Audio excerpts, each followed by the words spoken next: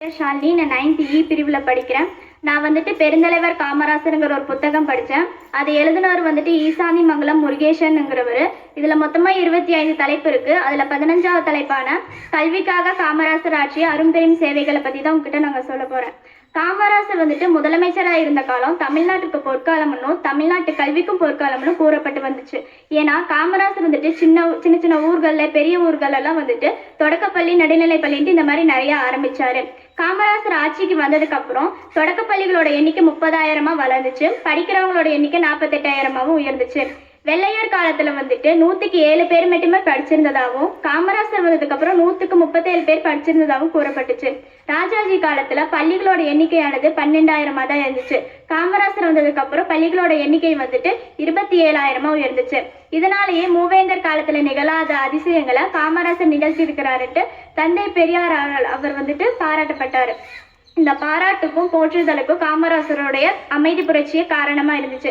காமராசர் வந்துட்டு முதலமைச்சர் ஆனதுக்கு அப்புறம் தன்னோட மதிய உணவை பத்தி அன்றைய கல்வி இயக்குனரான நேத்து சுந்தரவடிவேலு கிட்ட சொல்றாரு. அவரால் முடிஞ்ச அளவுக்கு அவரும் உதவி செய்யறாரு.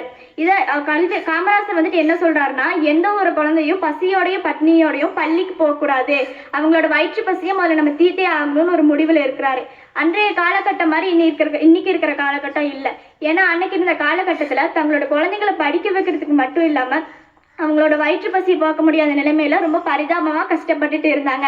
இந்த நிலையில தான் காமராசருடைய மதிய உணவு திட்டத்தை தெரிஞ்சுக்கிட்டு அந்த மக்கள்கள், அங்க இருக்கிற பெற்றோர்கள்லாம் வந்துட்டு தன்னோட குழந்தைங்களை பள்ளிக்கு அனுப்பிச்சு விட ஆரம்பிச்சாங்க. இதை கேட்டு காமராசர் ரொம்ப சந்தோஷப்பட்டாரு.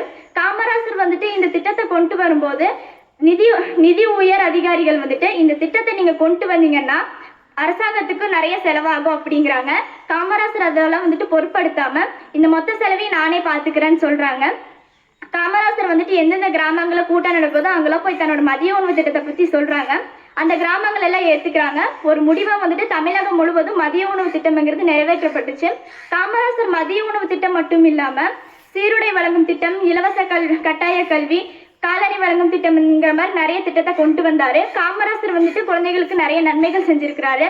காமராசர் தந்த இந்த கல்வியை நம்ம வாழ்க்கையில பயன்படுத்தி மென்மேலும் உயர வேண்டும். நன்றி.